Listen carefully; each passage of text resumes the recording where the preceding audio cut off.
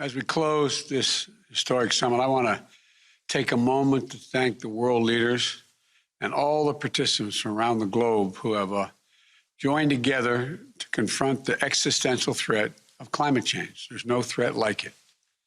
Over the last 2 days, I think we made some important progress. And in the spirit of increasing efforts to address climate change globally, we're launching an initiative to help developing countries strengthen their climate efforts while achieving their development goals. And that's going to mean money. Yesterday, I announced the United States made a new commitment under the Paris Agreement to cut our emissions by 50 to 52% by the end of this decade. And we'll get there by investing in American workers, American jobs, American infrastructure, and building a stronger and more resilient economy. We also welcome the ambitious targets announced this week by two great partners.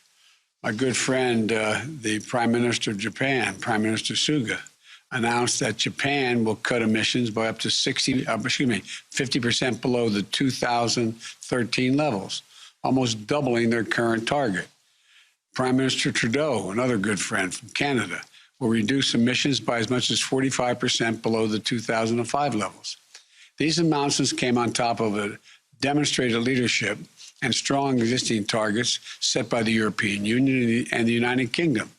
And together, these commitments mean that half of the world's economy is now committed to pace the action that we need, at a pace we need, to limit warming to 1.5 degrees, an amount beyond which scientists tell us, have said 1,000 times, all of us could be at a point of no return.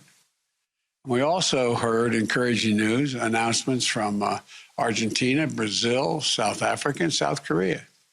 And I'm looking forward to working with India's Prime Minister Modi in a new partnership to achieve our climate and energy goals, making this a core pillar of our bilateral cooperation. And the commitments we've made must become real. Commitment without us doing it, it's just a lot of hot air, no pun intended. You know, we must implement these commitments, accelerate them, and innovate and invest in order to reach them. And we need to work together, once again, to build a clean energy future that delivers good jobs and overcomes the threat of climate change. Investing in innovation and in our people, raising our ambitions, ensuring every nation does its part. And we'll meet again in Glasgow in November for the UN Climate Conference. I believe we're going to meet those moments.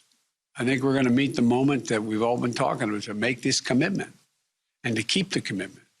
It's an economic imperative. I think it's a moral imperative to future generations. Here in America, there's never been a challenge we couldn't meet if we put our minds to it and did it together. I hope your countries feel the same way. I know we can do this. I know we can do this. Thank you for your commitment. Thank you for joining the summit.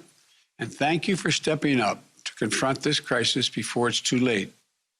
I know we can seize the opportunities of a cleaner, stronger, and more resilient economy and deliver the benefits to people in each of our nations. So I look forward to working alongside you to confront the climate crisis, to build a better world for all of our children and grandchildren. We're going to do this together. Thank you all, and may God bless you, and let's get to work. Thanks again.